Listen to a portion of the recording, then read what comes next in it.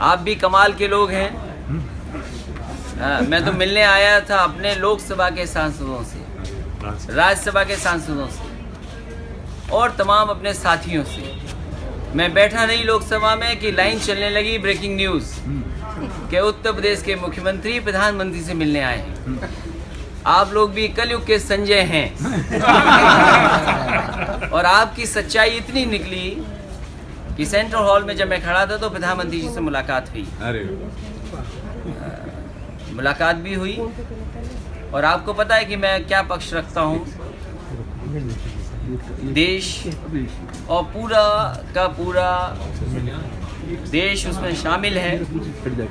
कहीं न कहीं उनको हर आम नागरिक को चिंता है।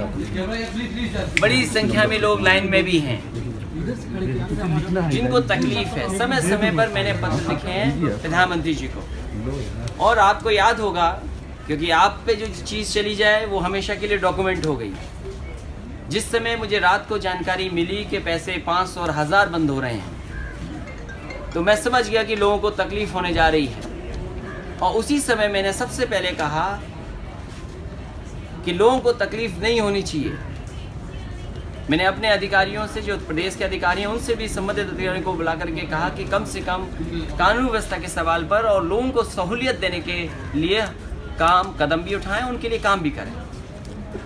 किसान दुखी है, किसान को परेशानी है। मान लीजिए इधर उसका ओलावृष्टि से नुकसान हुआ हो या किसी देवी आपदा के कारण, और जब मौसम अच्छा हो, समय अच्छा उसके पास आ जाए और बुवाई का सीज़न हो, बीज और खाद उपलब्ध न हो, तो मैं समझता हूँ उसको परेशानी आएगी।